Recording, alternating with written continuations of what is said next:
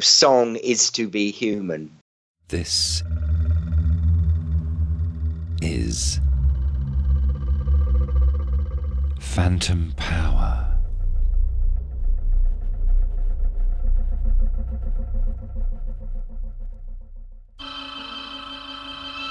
The time now, very nearly 3 o'clock.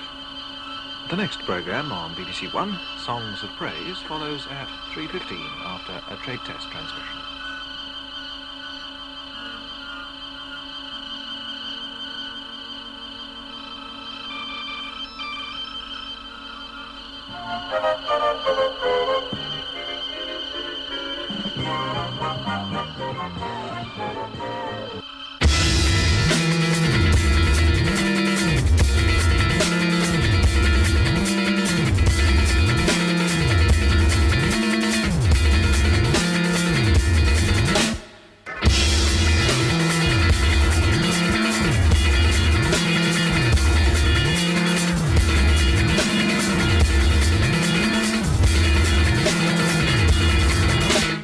Episode 9. A Drummer's Tale. Welcome back to another episode of Phantom Power, where we explore the world of sound in the arts and humanities. I'm Mac Haygood. And I'm Chris Cheek. Chris is a poet and performance artist. I'm a scholar of media and communication. And this episode is one that I have been waiting for with a certain fanish frenzy because we're going to talk about Charles Hayward, the drummer, keyboardist, vocalist, tape manipulator, pioneer of experimental rock and roll. Yeah, right. Still putting out albums, still touring. This Heat, the band that you were just hearing, they've recently done a 40-year set of concerts under the name This Is Not This Heat. And it's amazing to hear, This Heat still making such an impact on music, because I remember playing music in Chicago in the late 90s and early 2000s, and at that time post-rock was a genre that was a pretty big deal, and those of us playing that sort of music were really inspired, I would say, by a few bands. There was Can, there was Lee Scratch Perry, right?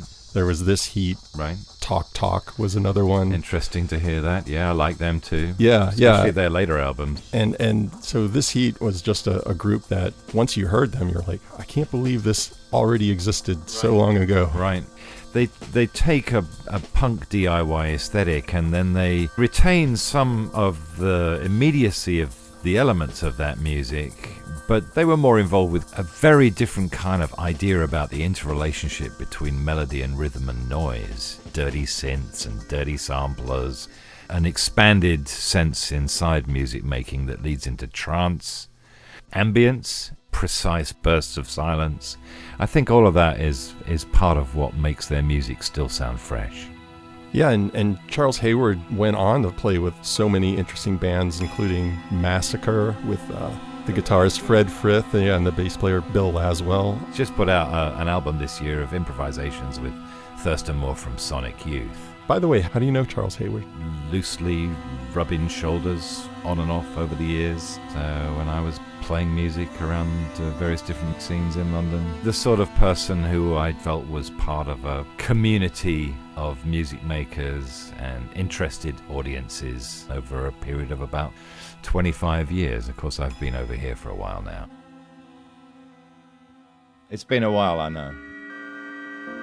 It's been one hell of a while. It's been a lifetime, and you've just been so unbelievably busy. Are you ever at home these days? I'm at home less often than I have been in the past, but it's all good. I broke my ankle, quite literally a jolt.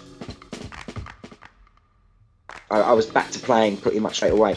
But while I was lying in bed, I told myself I wasn't going to hold myself back anymore. I was going to sort of do all the things that were in my head that I thought were good. And I was going to share them with as many people as possible. It's all about now as opposed to, having this luxurious time span up ahead. How does it feel getting back into those somewhat old shoes? We're not doing any new material. We're only doing what's on the albums and the records. And that can either be an incredible constraint, or it can be a big liberating, well, this is what it is, let's get on with it.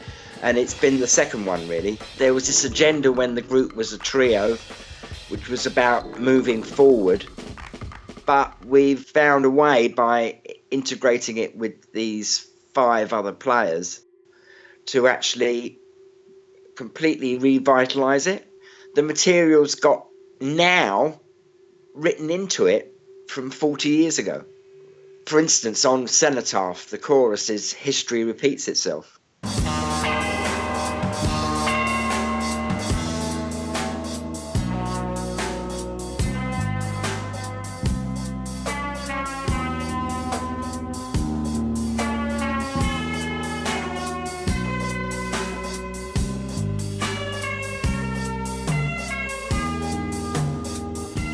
The deep sense of irony, a thing happening and being said at one point, and then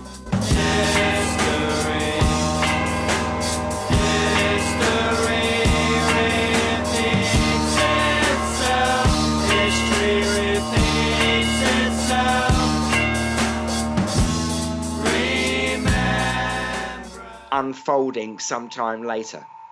And the contradictions inside that, or the parallels inside that, is really being investigated.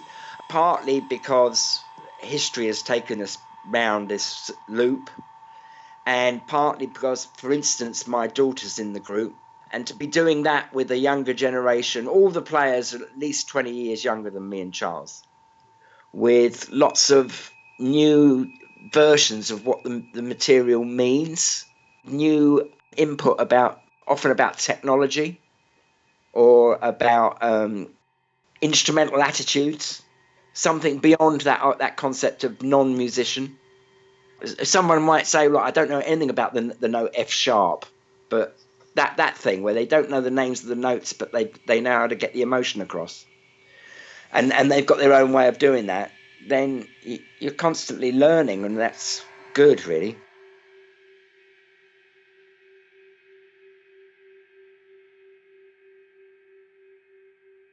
It feels to me like how I imagine the folk tradition. Some non-industrialized position inside music seems to be a good model. When I think about my childhood, I was getting that sort of quite orthodox 50s music tuition at school, and that would be things like English folk songs, really, and then all the Anglican Church of England hymns and all that stuff.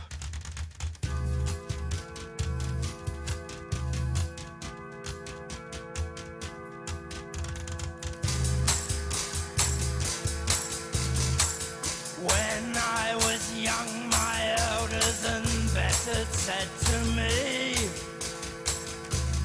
"You must pretend to believe. Keep this to yourself. Pretend to be somebody else." I used to love going along to the school assemblies and singing. I wouldn't sing the words, I'd just do the tunes. I'd sort of them, but I used to really love opening up my lungs and doing that at 9 o'clock in the morning. That used to feel absolutely fantastic. And so I never ran away from that. I had a lot of mates who sort of like turned their back on that, but that sense of for me, the melodies are so right. It's not about trying to show off some sort of oblique angle or anything. It's just getting the tune across in a way that comes out of your own body. I've always loved that folk thing. Crossing over into Greek music, and you get it crossing over into African music. I mean, just the very same, in Indian music, the same, it's not even aesthetic, it's the same ethic. There's a story I heard about a session in a pub in Sligo in Ireland, where one of the fiddlers was like the man. And next to him was like this 12-year-old who was practically scratching at the fiddle. And no one thought that the music was being impaired, that this virtuoso was being limited. What was happening was the music was growing. I mean, that's the good thing about This Is Not This Heat. It doesn't actually sound exactly like the records. It's more like a garden.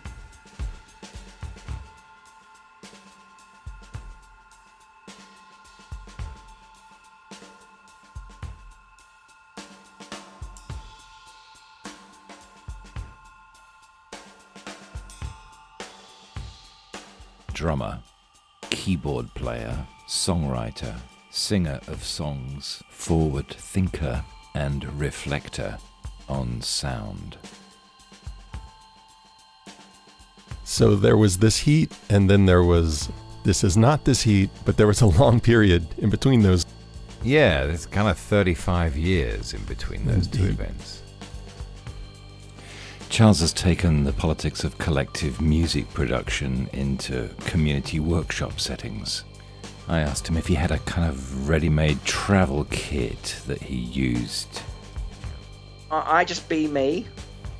The most I'm ever really me is when I'm playing. Unless I'm with my wife and kids, and then there's that version of me, but I don't really find it very easy to share that with lots of people.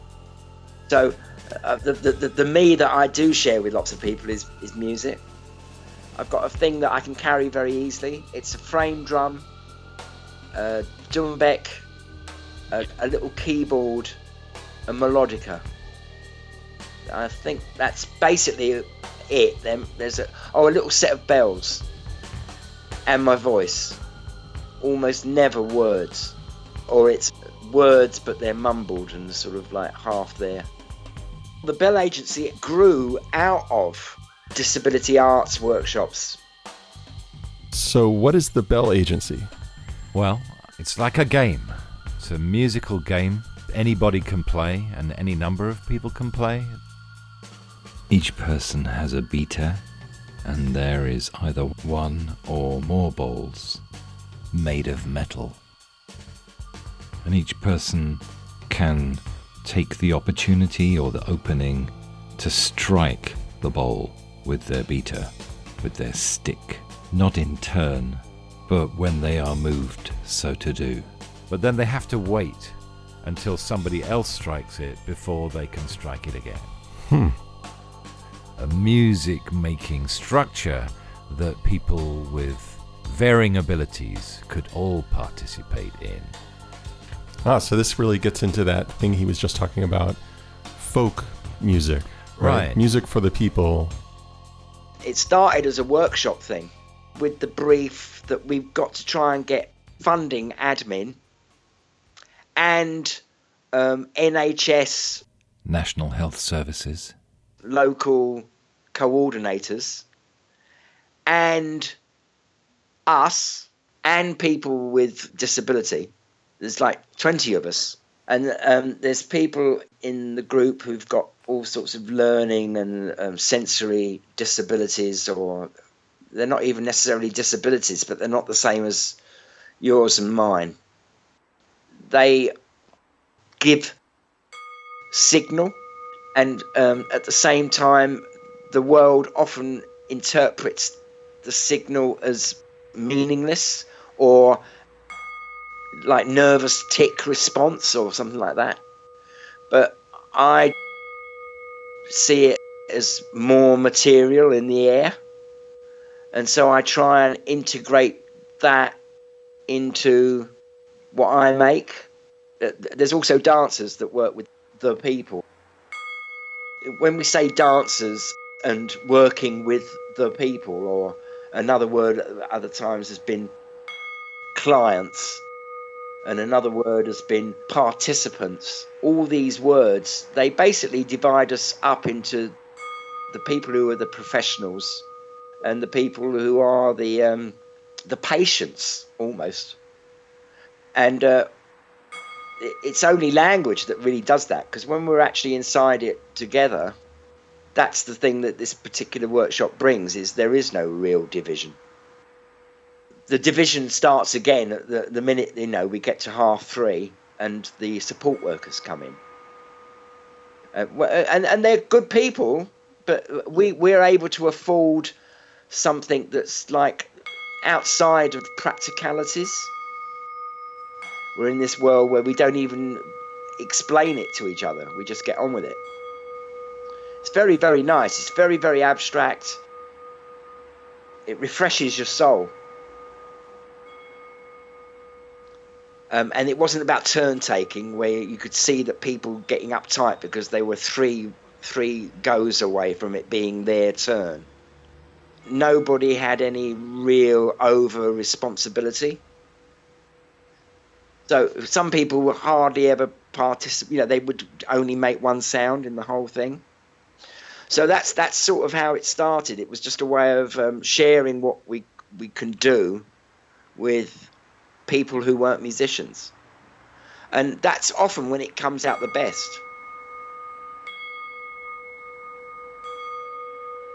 I did one bell agency which was all arts admin people, and one of them was taking the piss of it all the time. She was frightened of committing herself, and I've worked with this sort of thing before, and I used to sort of come on all macho and try and sort of almost be argumentative, but I didn't. I started sort of very slightly weeping, saying, look, it's all right for you, but these sounds actually mean something to me, and not only do they mean something to me, it's my responsibility to look after them, and I can't handle you not giving them the respect they deserve. And then some of the other admin people started elbowing her and saying, look, let's get into this. And so we got into it, and she got into it as well. And by the end of it, she was just like a completely different human being. It was just amazing. It was like she was actually doing the thing that she'd been administrating, and sort of like having a certain distance via the paperwork and all this sort of stuff. She'd been doing that for years, and then suddenly she was actually engaged in the experience that, you know, the sort of experience she was setting up for people. She was actually inside it herself, and it was just an amazing session. One of the things I'm very interested in at the moment is the interface between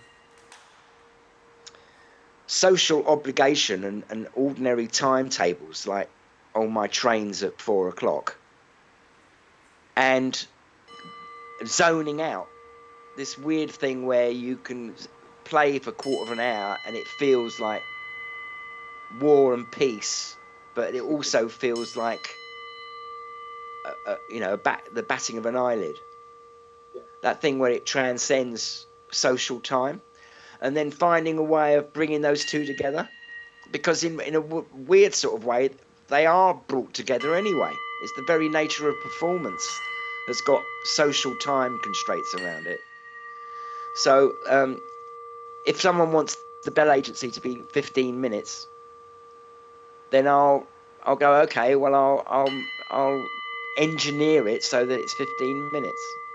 With the bell agency, I try to get people to become very conscious of shape across time as opposed to shape in space. I think that music and theatre and dance, you're asking the audience to engage with their memory of what happened at the beginning and how that follows through to the end. And so if you can get the participants in the bell agency to actually, I say to them, the first sound you make, it almost doesn't matter which one of the bells you play. And actually, to be honest, it doesn't really matter that much the second bell you play, because the first bell and the second bell, they're just sort of like they're at the beginning of the path.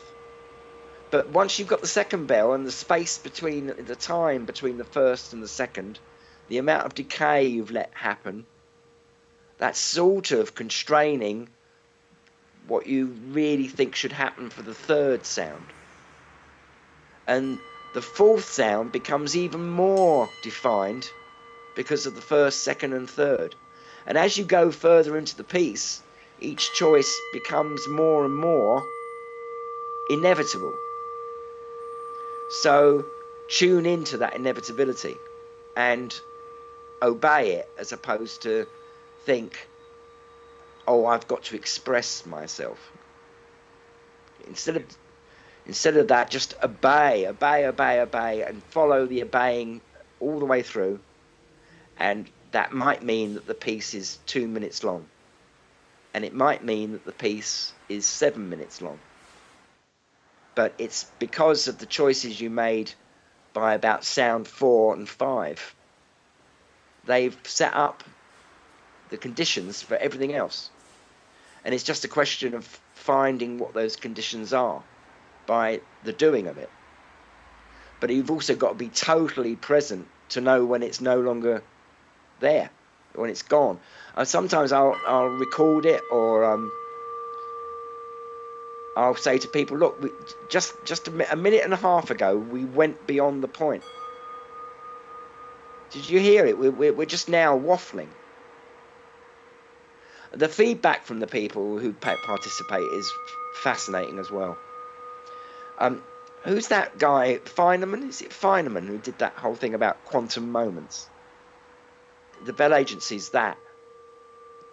The Bell Agency's that because you think the thing is going one way, but somebody else does something, and that can changes the conditions of what you thought it was going to be.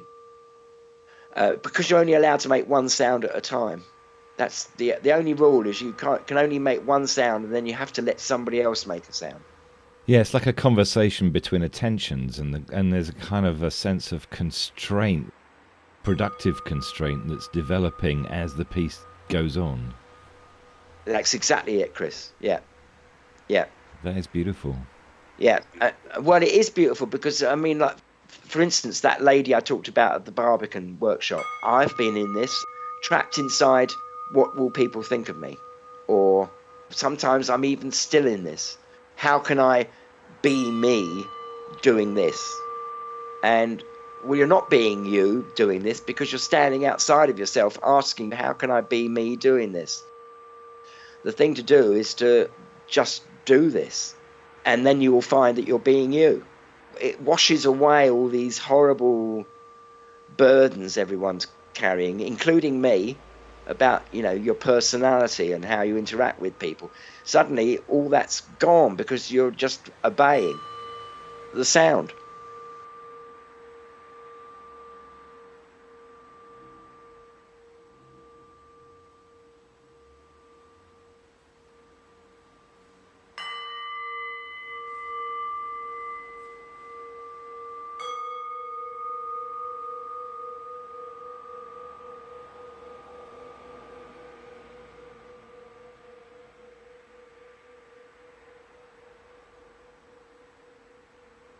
What do you think? I find this really inspiring, and he's so radically open and present to what's happening, and he's using sound as a way to do that, to engage with other people, to engage with people across all these kinds of divisions that we make up, as he says, with words.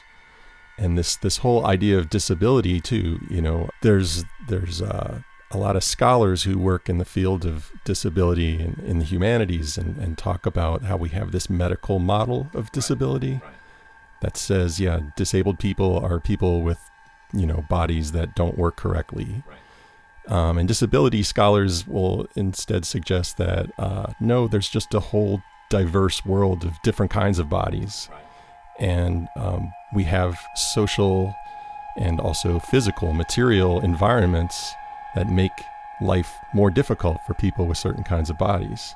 And just to listen to him talking about, you know, just that knowledge that he has that, yeah, these are sort of false divisions that we make, and that we can use music to sort of transcend those and let everyone participate according to their own authentic self, or you know, it's really, really great.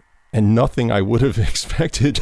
I mean, just from being a fan of this Heat, I had no idea he was doing things like this. But when you think about it, it makes a lot of sense with the politics of the band, just this kind of radically open socialist perspective on dealing with other people and the spaces that you're in. Yeah, that's why I wanted to talk to him, because I find that the work that he has been doing in other contexts and the kinds of qualities of attention that he's been drawing out of being a drummer have opened into these inclusive spaces. So, you might think that to hit a bell is something that a drummer would do. But to encourage 20 people in a room to really pay attention to hitting that bell and listening to the decay on the sound and so on, and the ramifications of trying to produce a little composition collectively, really excites me. The thinking process of a musician in the mature midlife. Yeah, and that difference between the way he would have responded to that one woman who was sort of laughing at this process, the way he would have responded as that younger musician, as to the more really gutsy way he responded to her this time, right? Which is such a less macho, male, masculine way of responding, and yet took a lot more courage.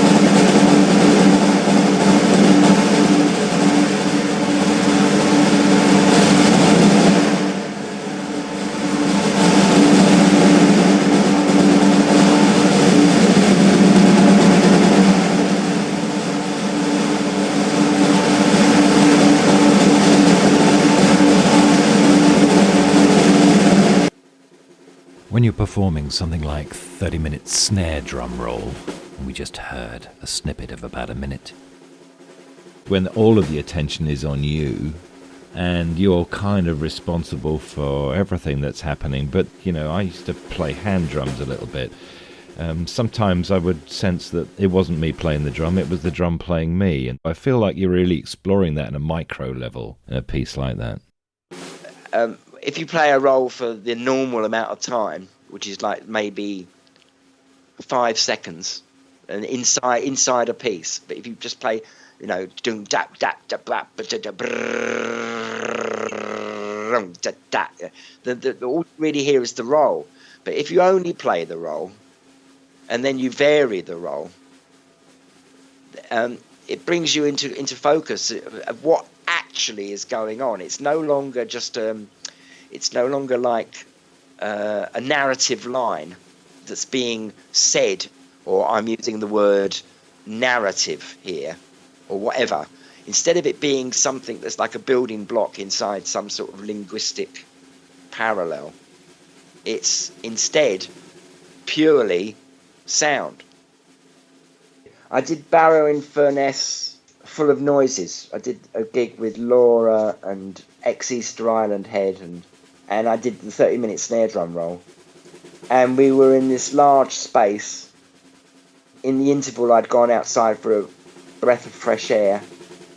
And when I came back in again, there was this whole paraphernalia about the door, the front door of the building. So then I'm doing the snare drum roll, and I can hear a gang of children downstairs in this big, large sort of stone staircase running around in the building.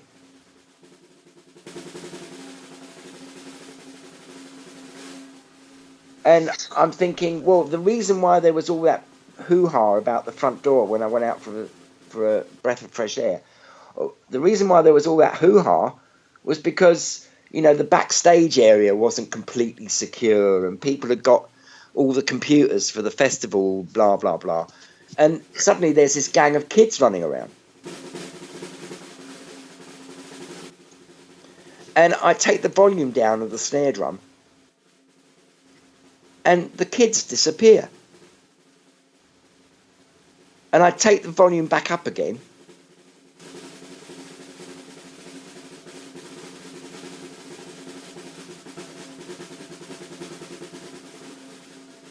and there's all these children singing. And of course it's not the children, there are no children singing. It's the snare drum. So when you say about me, is it me playing the drum or is it the drum playing me? When it really gets going, it's definitely the latter. You know, things are happening that I'm not even in control of. Also, the audience are hearing things that I don't even know are actually happening.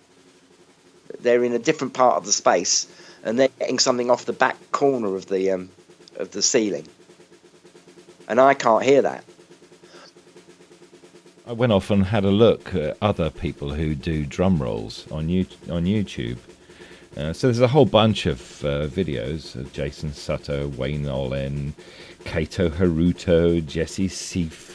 I was looking at all of these, and so many of them are all about something other than the sound. They're sort of doing cheerleader maneuvers, twiddling the sticks in between, or they've got some kind of marching band paraphernalia going on. And what I really like about what you do is just the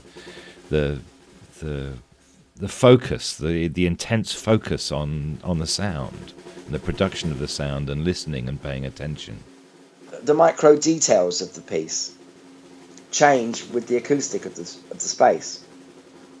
Sometimes there's things I can't bring out because they're not actually in the room.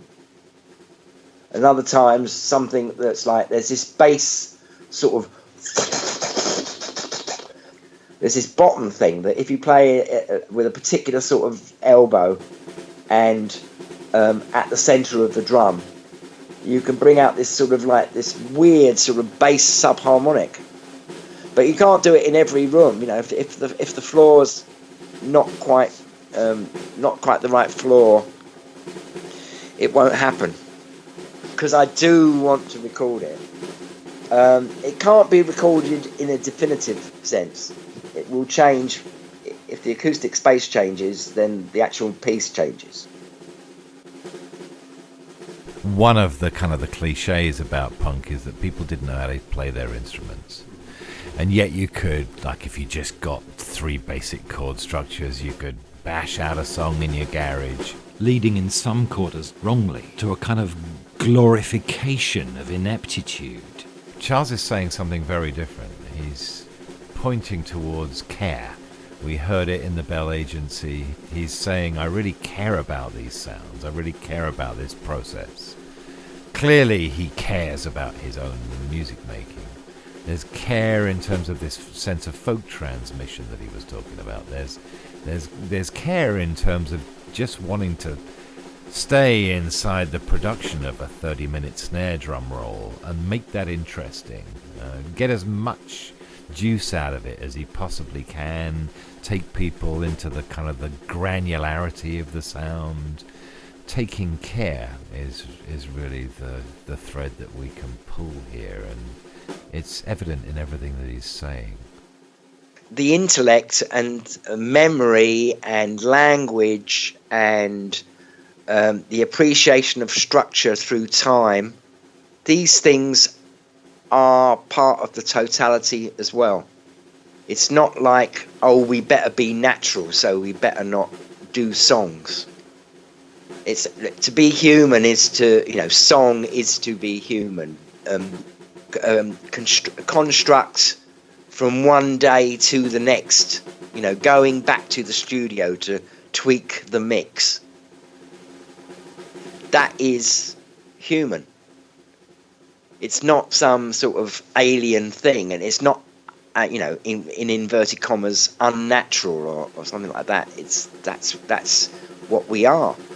And to run away from that in some sort of anarcho-squat parody. Do you know what I mean, though?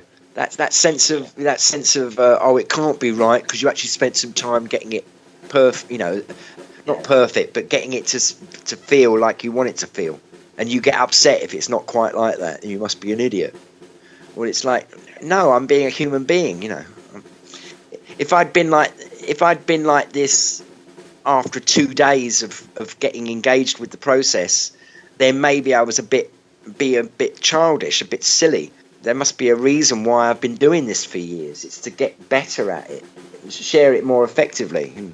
Coming back to a sense of daily practice, whatever your line of living is, and taking care of it and taking care about it, whether it's a garden or you're building a model ship or you're making music, learning how to draw or whatever it is.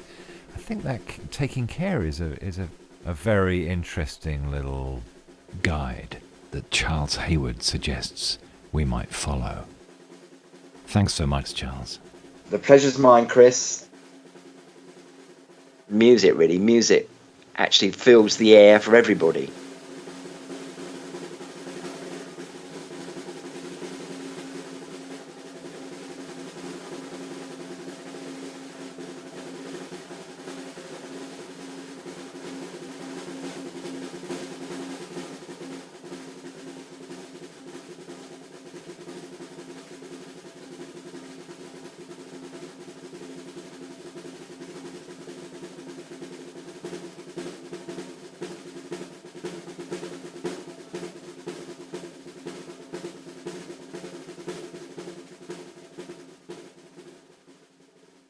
And that's it for this episode of Phantom Power.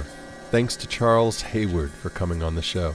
You can learn more about Phantom Power and find transcripts and links to the things we talked about and find previous episodes of the show at phantompod.org. You can also subscribe to our show there or wherever you get your podcasts. We'd love it if you'd rate and review us in Apple Podcasts. You can also find us on Facebook and Twitter. All of the music today was by This Heat, Charles Bullen, Charles Hayward, and Gareth Williams, and Charles Hayward's diverse solo projects.